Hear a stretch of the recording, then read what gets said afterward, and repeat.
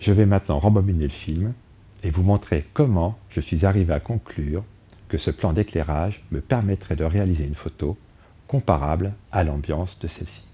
Et comment, vous-même, avec un peu de pratique, vous allez pouvoir définir la qualité des sources à employer, la quantité de lumière à régler pour chacune d'elles et, bien sûr, définir la direction de ces sources par rapport à votre modèle.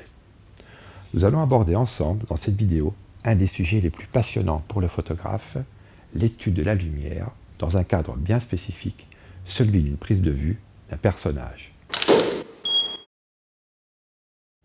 Pourquoi est-il préférable de travailler au flash plutôt qu'en lumière continue? Prenons l'exemple de cette source flash qui nous indique ici 1000 joules. Donc 1000 joules, c'est-à-dire 1000 watts par seconde. Alors ici, je viens de monter sur cette torche ce qu'on appelle un bol réflecteur, bol argenté, comme nous l'avons vu précédemment, qui nous a fourni une lumière ponctuelle, dirigée, contrastée, dynamique.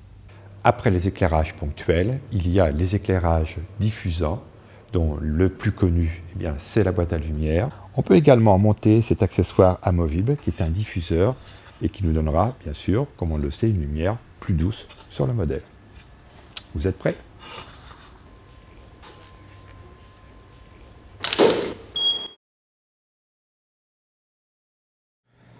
Maintenant que nous connaissons mieux les règles d'éclairage de base, nous allons, comme toutes les règles, les transgresser.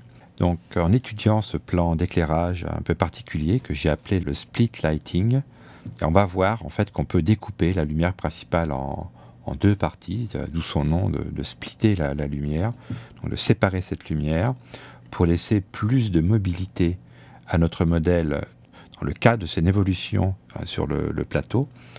Et donc ce modèle va pouvoir évoluer aussi bien sur la gauche que sur la droite, bien sûr tout en préservant l'ambiance de cet éclairage, parce que pour permettre à un modèle d'évoluer, on peut aussi mettre une source de lumière extrêmement importante, mais on va perdre l'effet de cette ambiance, de cette atmosphère. Donc je tiens à conserver.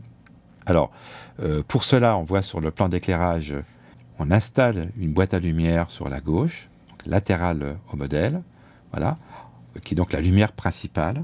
Donc si le modèle évolue en tournant le visage, par exemple, sur la gauche, on a un éclairage principal qui illumine le modèle. Voilà. Et si le modèle pivote à 45 degrés, donc pivote par rapport à l'axe du photographe, en direction de la seconde source de lumière qui se trouve sur la droite, c'est cette source qui devient l'éclairage principal.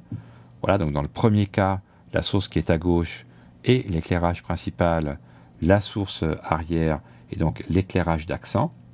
Voilà. Et sinon, si le modèle pivote, c'est la source qui se trouve à droite qui donc devient l'éclairage principal et la source qui est à gauche devient l'éclairage d'accent qui va donner donc des contours intéressants, voilà, sur le vêtement, sur le corps du modèle.